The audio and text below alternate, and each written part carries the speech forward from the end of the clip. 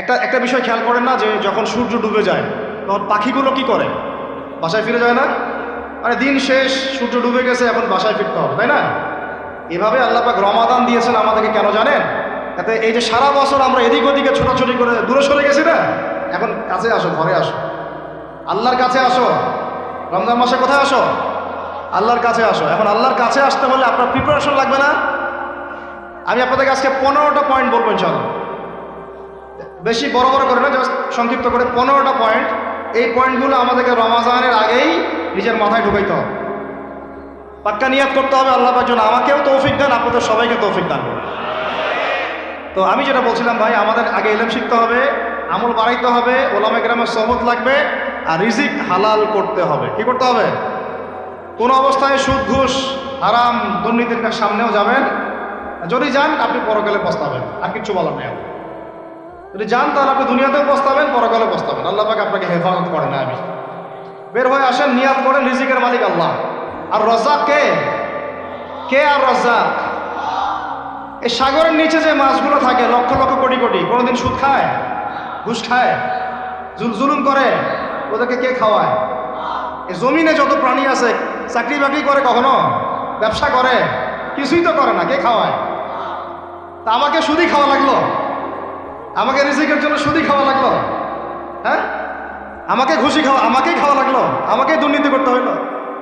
আল্লাহ পাক আমাদেরকে বুঝ দান করেন। আমি রিজিক আল্লাহ পাক দিবেন। যদি আপনি হারামে চান তখন হারামেই পাবেন, হালালে চাইলে আল্লাহ পাক হালাল রাস্তা বের করে দেবে ইনশাআল্লাহ। এগুলো আমাদের কাজ ভাই।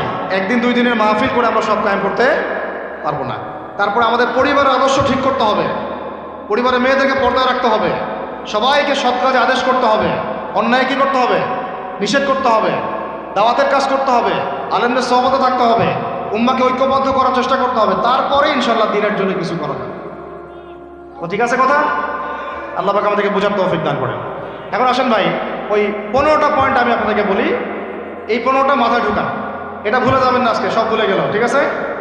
রমাজানের প্রস্তুতি নাম্বার 1, আমার সেটা বলেন। রমাজানের প্রস্তুতি নাম্বার 1 হচ্ছে যত দুনিয়াবি কাজ আছে সেই কাজগুলোকে কমিয়ে ফেলবো। দুনিয়াবি কাজগুলো কি করব? মানে দুনিয়াবি যত কাজ, যত ব্যস্ততা যা আছে এগুলোকে কমায় নিয়ে আসবো, যাতে রমজান মাসে আমাকে বেশি বাইরে দুনিয়াবি প্রয়োজনের বাইরে বের হইতো না, বেশি ব্যস্ততা আমাকে দুনিয়ার জন্য না করতাম। মনে করেন যে আপনি চাইলে এখন যদি সামর্থ্য থাকে রমাদান এবং ঈদের বাজার করে রাখতে পারেন, কারণ লাইলাতুল কদর নষ্ট করে ঈদের বাজার, আর রমাজানের অনেক রুহানিয়াত নষ্ট করে দেয় দুনিয়াবি বাজার ঘাট, তাই না? সবার সামর্থ্য হয় না, সবার সামর্থ্য হয় না, কিন্তু বড় বড় যে বিষয়গুলো আছে, বড় বড় খাবার, মৌলিক খাবার, এগুলো আপনি 2 মাসের জন্য বাসায় রাখতে পারেন যদি সামর্থ্য থাকে। সামর্থ্য নাই তাহলে সেটা আলাদা বিষয়। মোট কথা এটা শুধু একটা বিষয় বোঝাচ্ছি না, দুনিয়াবি যত ব্যস্ততা এগুলোকে কমায় রমাজানের জন্য প্রিপারেশন নিতে হবে। আল্লাহ পাক আমাদেরকে সবাইকে রমাজানের জন্য প্রিপারেশন নেওয়ার তৌফিক দান করেন। এটা হলো মনস্তাত্ত্বিক প্রিপারেশন, যে রমাজান আসতেছে, আমি শাবান মাসেই আমি আমার কাজগুলো গোছাই নিব, যাতে রমজানে আমি ফারেক থাকি ইবাদতের জন্য। বুদ্ধিমানের কাজ না এটা? আল্লাহ পাক তৌফিক দান করেন। আমি 2 নম্বর হচ্ছে ভাই, রমাজানের আমরা সবাই 30টা সম রাখবো বলে নিয়াত করি, আল্লাহ পাক তৌফিক দান করেন। আমিন। কিন্তু এখানে একটা কথা, 2 নম্বরটা হচ্ছে রোজা রাখার মতো রোজা রাখতে হবে। কি বললাম বলেন? রোজা রাখার মতো রাখতে হবে। এটা কেন বললাম, কেন বললেন ভাই? উত্তর দিচ্ছিস। উপোস থাকা, না খেয়ে থাকা আর সম রাখা এক জিনিস নয়। পানি ছেড়ে দেওয়া, খাবার ছেড়ে দেওয়া আর ইসলামী সম এক জিনিস নয়। অনেক ধর্মের মানুষ খাবার পানি ছেড়ে দিয়ে থাকে, উপাস থাকে, থাকে না? হাদিসের মধ্যে নবীজি বলেছেন যে যে ব্যক্তি রোজা রেখে অন্যায় কাজ ছাড়তে পারলো না, মানে আল্লাহর মাসিয়াত ছাড়তে পারলো না, এই যে কাবায়ের ফাওয়াহিশ এগুলো ছাড়তে পারলো না, অশ্লীলতা ছাড়তে পারলো না, মিথ্যা ছাড়তে পারলো না, বেহায়াপনা ছাড়তে পারলো না, তার না খেয়ে থাকায়, পানি না পান করায় আল্লাহর কিচ্ছু যায় আসে না। আর রোজার বিষয় বুঝলাম। রোজা কাকে বলে ভাই? মানে রোজা মানে হচ্ছে আমি আল্লাহ পাকের সমস্ত নিষেধ ছেড়ে দিব। কি করব?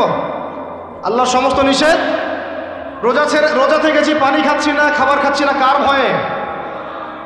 গোসল করার সময় এক ঢোক পানি খেলে কে দেখবে? এই চেতনা তখন কাজ করে, তখন কাজ করে না? চুপ করে 1 লোকমা ভাত খেলে কে দেখবে? কেউ দেখবে? আল্লাহ ছাড়া কেউ দেখবে? কেউ দেখবে না, তারপর আপনি খান না কেন? আপনি খান না কেন? কারণ আপনি অনুভব করেন যে আল্লাহ পাক আমাকে দেখছেন। এটাই হলো ইহসান। এটার নাম কি? ইহসান। এটাই বলা হচ্ছে হাদিসে জিবরিলের মধ্যে, আনতা আবুদুল্লাহ কাআন্নাকা তারাহ, তুমি এমনভাবে আল্লাহর ইবাদত করো যেন তুমি আল্লাহকে দেখতে পাচ্ছ। ওয়া ইল্লাম তাকুন তারাহু, তুমি যদি আল্লাহকে দেখতে না পারো জেনে রাখো ফাইন্নাহু ইয়ারাক, আল্লাহ পাক তোমাকে দেখছেন। এটাকে বলে আল্লাহ কনসিয়াসনেস বা ইহসান বা তাকওয়া। আর তাকওয়া হাহুনা, তাকওয়া কোথায়? এখানে। আপনি সওমের আয়াতটা পড়েন, কুতিবা আলাইকুমুস সিয়াম কামা কুতিবা আলাল লাযিনা মিন ক্বাবলিকুম লাআল্লাকুম কি তাত্তাকুন, তোমাদের উপর সওমকে ফরজ করা হয়েছে ঠিক যেমন করে আগের উম্মতদের উপরেও করা হয়েছিল। উদ্দেশ্য হচ্ছে লাআল্লাকুম তাত্তাকুন, যাতে করে তোমরা তাকওয়া অবলম্বন করতে পারো। তাকওয়া মানে আল্লাহ কনসিয়াসনেস, এই যে আমি খাচ্ছি না, পান করতেছি না, আমি বিশ্বাস করি আল্লাহ আমাকে দেখতেছেন, এই তো। সেই বান্দা কেমন করে রমজান চলে গেলেই বেনামাজি থাকতে পারে? রমজান চলে গেলে কি আল্লাহ তাকে আর দেখে না? সেই বান্দা কিভাবে সুদ খায়, তখন কি আল্লাহ তাকে দেখে না? সেই বান্দা, একই বান্দা কিভাবে জেনা করতে পারে? মেয়েকে নিয়ে কেমন করে বাইকে ঘুরতে পারে? কেমন করে গায়রা মারামের সাথে আমরা ইয়ে করতে পারি, ফ্রি মিক্সিং করতে পারি? কেমন করে সে সমকামিতার দিকে ধাবিত হতে পারে? কেমন করে সে জুয়া খেলতে পারে? কেমন করে সে মাদক খাইতে পারে? কেমন করে সে আল্লাহ দ্রোহী আইন বাস্তবায়ন করতে পারে? যদি সে এটা চেতনা, এই চেতনা থাকে যে আল্লাহ আমাকে দেখছেন, এই চেতনাটাকে বদ্ধমূল করার জন্যই রমাজান আসে। বলেন সুবহানাল্লাহ। আমি বুঝাতে পারলাম রোজা রাখার উদ্দেশ্যটা কি? ওই জিনিসটাকেই আমাদের ভিতরে ইনস্টল করাই হলো উদ্দেশ্য। লাআল্লাকুম, অংশটা বলেন লাআল্লাকুম তাত্তাকুন। তাকওয়া কি কিনতে পাওয়া যায় বাজারে? এই যে আল্লাহ পাক আমাকে দেখছেন, আমি খাবো না, আল্লাহ আমাকে দেখছেন, আমি পান করতে পারবো না, আমার রেস্ট্রিকশন আছে, পিপাসায় গলা ফেটে যাচ্ছে একেবারে রোদের মধ্যে, তাও খাচ্ছি না কেন? কার ভয়ে? ওইটাই জীবনের সব ক্ষেত্রে বাস্তবায়ন করার জন্যই রমজান আসে। বুঝতে পারি নাই বলা? ওই চেতনাটাই, একই চেতনাটাই জীবনের সবগুলো কাজে বাস্তবায়ন করার জন্য কি আসে? রমাদানের সওম আসে। আমরা শুধু রোজার ফজিলত নিয়ে বয়ান করি, রোজা রাখলে 70 গুণ নেকি হবে না, 70 গুণ হবে, 700 গুণ বাড়াই দিবে। মূল কথা ফজিলত তো ফজিলত পাবোই, মূল কথা এইটা, তাকেও অবলম্বন করতে হবে। আল্লাহ পাক আমাদেরকে তৌফিক দান করেন। কটা বলছি বলেন? নয়, দুইটা মনে থাকবে। এক, দুনিয়াবি কাজ কমায় ফেলা। দুই, কি রোজা রাখার মতো রাখা। তিন নাম্বার হচ্ছে, এটা আমার নিজস্ব একটা পরামর্শ আর কি।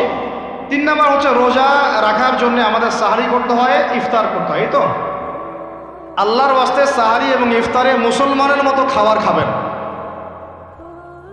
জানোয়ারের মতো খাবার খাবেন। সাহারি এবং ইফতার এই দুটোতে কি খাবেন? মুসলমানের, মুমিনের মতো খাবার খাবেন, জানোয়ারের মতো খাবার খাবেন না। আল্লাহ পাক বোঝার তৌফিক দান করেন। মানে আমরা কিন্তু সাহারিতে কি করি জানেন? 7 পেট খাই। কয় পেট? নবীজি বলেছেন খাবে পেটের 1 ভাগ খাবার, 1 ভাগ পানি, 1 ভাগ, আবার বলি 1 ভাগ খাবার, 1 ভাগ পানি, 1 ভাগ। কার পেট খালি আছে এখন খাওয়ার সময়? খাওয়ার টেবিলে আমাদের ওস্তাদরা বলেন যে মুসলিম উম্মাহ, আমাদের ওস্তাদরা বলেন যে মুসলিম উম্মাহ খাবার টেবিলে হেরে গেছে, সে কখনো জিহাদের মাঠে জিততে পারবে না। বুঝতে পারেন নাই? বুঝতে পারলাম না মনে হয়। যারা খাবারের টেবিলেই হেরে গেছি, এখানেই তো আপনি সুন্নাহ মাফিক খাইতে পারতেছেন না, প্রবৃত্তির কাছে হেরে গেলেন, গপ গপ গপ গপ করে খাচ্ছি 7 পেট ভর্তি করে। এখানে তো খাবারের সামনেই হেরে গেলাম, প্রবৃত্তির সামনে। সে আবার কাফেরদের সাথে জিতবে কেমনে? জিতবে আগে নিজের প্রবৃত্তির উপর জিহাদে তো জিততে হবে। আমার মন চাচ্ছে জেনা করি, করবো না, এটার নাম জিহাদ, এটাও জিহাদ। মন চাচ্ছে সুদ খাই, একটু খাবো না, এটার নাম কি? জিহাদ। মন চাচ্ছে নামাজ না পড়ি, ঘুমায় থাকি, মন চাচ্ছে না, মন বলতেছে ঘুমাই ঘুমাই ঘুমাই, কিন্তু নামাজ পড়তে হবে। এই যে উঠলাম, অজু করলাম, গেলাম, এর নাম কি? এটাও এক প্রকার কি, বরং নফসের সাথে জিহাদটা অনেক বড় জিহাদ বলা হয়েছে, বলা হয় নাই? এটা মানুষকে শক্ত করবে। একটা মেয়ে সেটা প্রেম করতে মন চায়, করবো না, ওকে দেখবোও না, যাবো না কাছে, এটা শক্ত থাকার নাম কি? এটা মনের নফসের সাথে কি বুঝেন? আল্লাহ পাক আমাদেরকে নফস শক্ত করার তৌফিক দান করেন। তো ভাই, খাবার ইফতারেও এভাবে 7 পেট খাবেন না, সারিতেও খাবো না, ওয়াদা করি তো ইনশাল্লাহ। শোনেন, পরিমিত খাবেন, পুষ্টিকর খাবার খাবেন, পরিমিত খাবেন কিন্তু পুষ্টিকর খাবার খাবেন, তাহলে যথেষ্ট হবে ইনশাল্লাহ। আর এখনকার যে খাবার এদের বেশিরভাগই ভেজাল। যত বেশি খাবো তত দ্রুত অসুস্থ হব। এই যে আমরা দিন দিন যে দুর্বল হয়ে যাচ্ছি, বুঝতে পারতেছেন না আপনারা? এটা দিন দিন যে আমরা আগের জেনারেশনের মতো শক্ত না। আমাদের দাদারা, তার দাদারা যেরকম স্ট্রং ছিলেন, আমাদের ইয়াংরাও কিন্তু অত স্ট্রং। একটা ইয়াং ছেলেকে আপনি এখন 50 বছরের একজন মুরব্বীর সাথে পাঞ্জা লাগায় দেন, পারবে না, ওই চাচাই জিতবে। তো এটার কারণ হচ্ছে ভেজাল খাবার, ভেজাল পরিবেশ, ভেজাল সব কিছু। আমরা যা খাচ্ছি বেশিরভাগই বিষ। আর আল্লাহর কসম, এগুলো মনিটর করার দায়িত্ব সরকারের, এগুলো মনিটর করার দায়িত্ব প্রশাসনের। এদেরকে মোবাইল কোর্টের আওতায় নিয়ে এসে একদম 1 বছরের জন্য ঢুকাইতে ভিতরে। আইনের সঠিক প্রয়োগ হলে এমনি সিধা হয়ে যাবে। বাঙালিদেরকে শুধু মিষ্টি মিষ্টি কথা বলে কাজ হবে না, মাঝে মাঝে কঠিন শাসন লাগে। বড় বড় কান্ট্রিগুলো আপনারা দেখে আসেন, মনে করেন রাস্তায় ড্রাইভিংয়ের সীমা দেওয়া আছে 100 কিলো। ওরা যদি 110, 120 চালায় কেউ কিচ্ছু বলবে না, কোনো ট্রাফিক পুলিশও নাই। মোবাইলে একটা মেসেজ চলে আসবে যে তোমার এই 1500 রিয়াল, 2000 রিয়াল জরিমানা করা হয়েছে। দিবানা ড্রাইভিং লাইসেন্স বাতিল। ওটা বাতিল তো হবেই, 6 মাসের জন্য জেল খাটবে। বাপ করে টাকা দিয়ে আসবে। টাকা না দিলেও আর ভয়ে চালাবে না, বাবারে বাবা একবার 1500 রিয়াল খাইছি, আবার খাওয়া যাবে। আইন শুধু থাকলে হয় না, আইনের একদম কঠোর বাস্তবায়ন থাকতে হবে। এই জিনিসটা যদি থাকে দেখবেন সমাজ ঠিক হয়ে গেছে ইনশাআল্লাহ। আল্লাহ পাক আমাদের সবাইকে কথাটা মন থেকে বোঝার তৌফিক দান করুন। আমরা কি কারো শত্রু? আমরা সবার শুভাকাঙ্ক্ষী। যদি এই জিনিসটা শক্তভাবে বাস্তবায়ন করা যায়, দেখবেন খাবারের ভেজাল এমনি বন্ধ হয়ে গেছে। মানুষকে মেরে ফেলতেছে খাবার দিয়ে, আর 3 দিনের বাসি তেল দিয়ে রান্না করছে, বললো একদম টাটকা রান্না, খেয়ে ফেলে। এই যে কোলেস্টেরল বেড়ে গেল, ক্যান্সার হচ্ছে। গরু ইঞ্জেকশন দিয়ে ফুলায় ফাপায় মোটা তাজা করে ফেলায়, করে নাই? কি অবস্থা মানুষের বুদ্ধি! চালের মধ্যে এটা মিশাচ্ছে, ডালের মধ্যে এটা মিশাচ্ছে, পানির মধ্যে কি মিশাই দিচ্ছে, ড্রেনের পানি বলতেছে মিনারেল ওয়াটার। হ্যাঁ, ডাব খাবেন, ডাবের পানি আগে ইঞ্জেকশন দিয়ে বের করে ফেলাইছে, আগে খাই ফেলছে, অল্প একটু বাকি আছে, ওটার দাম হাঁকাচ্ছে 150 টাকা। নিচ থেকে উপর পর্যন্ত আমাদের সমাজে খালি প্রতারণা চলতেছে। এই কারণে আমাদের উপর থেকে আল্লাহর রহমত দিন দিন উঠে যাচ্ছে। আমাদেরকে সতর্ক হওয়া উচিত, আমাদেরকে সৎ হওয়া উচিত। সৎ হইতে পয়সা লাগে না। সৎ হইতে পয়সা লাগে? সবাই যার যার জায়গা থেকে ভালো হয়ে যায়, কিচ্ছু করা লাগবে না ইনশাআল্লাহ। আপনি মাদক খায়েন না, কেউ জোর করে মাদক খাওয়াবে? আপনি নিজে সুদ খায়েন না, কেউ জোর করে সুদ খাওয়াবে? এখানে কেউ মাদকের দোকান দিল, আমরা খাই না, ও দোকান নিয়ে চলতে পারবে না, টামটোপলা বাঁধে চলে যাবে, কি করবে? চাইতে বাধ্য সে। আমরা খাই না, সে ব্যবসা করবে। আল্লাহর ওয়াস্তে আমরা কোনো রকম প্রতারণার কাছেও যাব না, হারামের কাছেও যাব না, এবং অন্যকে আমরা প্রতারিত করবো না ইনশাআল্লাহ। বাজার মার্কেটে একটা অনেক জটিল বিষয়। রমজান মাস আসলেই দেখবেন দাম বাড়া শুরু হয়েছে। এখন এই অসাধু ব্যবসায়ী যারা, ওরা রিস্টোর করে ফেলাইছে, ওরা আবার সিন্ডিকেট করে ফেলবে যে এই দামের বাইরে যাবে না।